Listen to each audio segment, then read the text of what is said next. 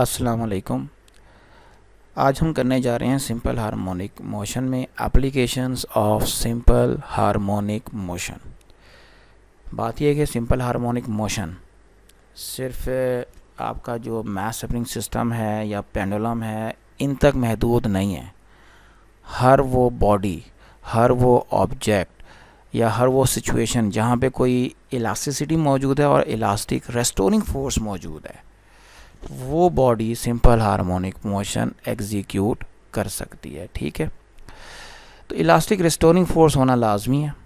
एक तो चीज़ ये है, ठीक है, जब तक इलास्टिक रेस्टोरिंग फोर्स मौजूद नहीं होगी आप सिस्टम को सिंपल हार्मोनिकली मूव नहीं करा सकते। अब हमने क्या करना है, कुछ सिस्टम्स हैं उनको स्टडी करना है जिसमें डिफरेंट किस्म की केसेस हम लेंगे और हर केस में सिंपल हार्मोनिक मोशन के हम उसका टाइम पीरियड, फ्रीक्वेंसी, इक्वेशन हम फाइंड आउट करेंगे। जो पहला इसमें हम एप्लीकेशन आज करने जा रहे हैं ना, वो है वर्टिकल सिंपल हार्मोनिक मोशन। मतलब एक मैथ स्प्रिंग सिस्टम है, उसको हम वर्टिकली हैंग कर देंगे।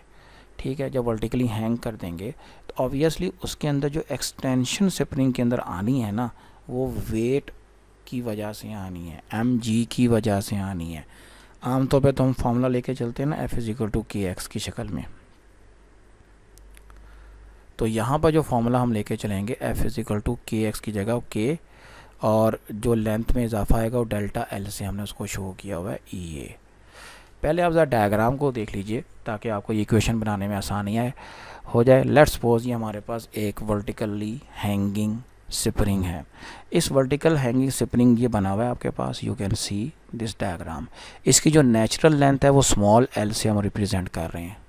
जब हम इसके अंदर वेट जिसका वज़न mg के इक्वल है सस्पेंड करेंगे तो इसके अंदर जो इंक्रीमेंट आएगा ड्यू टू दिस वेट वो ये डेल्टा एल आएगा।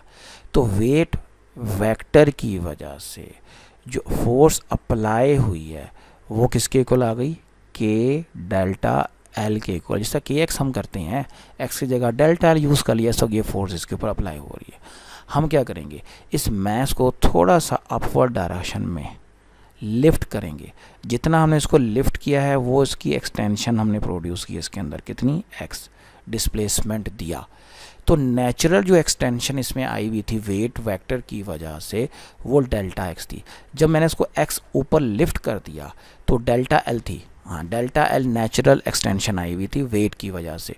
तो जब मैं इसको थोड़ा सा अपवर्ड लिफ्ट कर दिया तो डेल्टा एल में से ये एक्स क्या हो जाएगा, माइनस।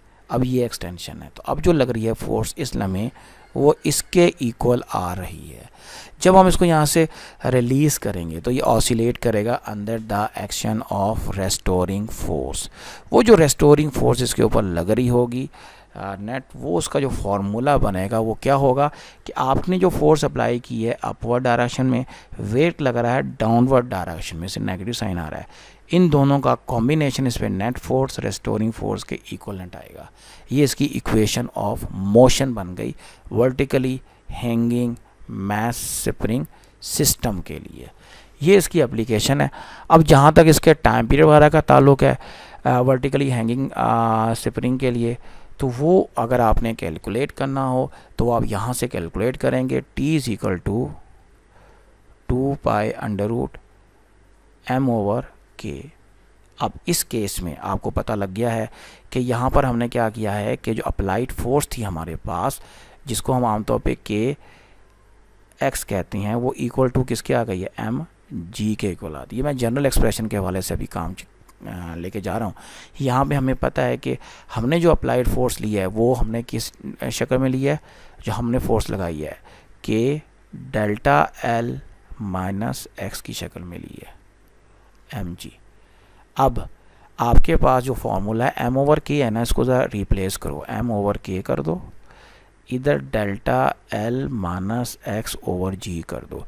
तो ये रिप्लेसमेंट जब आप यहाँ पे अप्लाई करोगे 2π ऊपर m की जगह आएगा डेल्टा एल माइनस एक्स और नीचे आपके पास आ जाएगा g।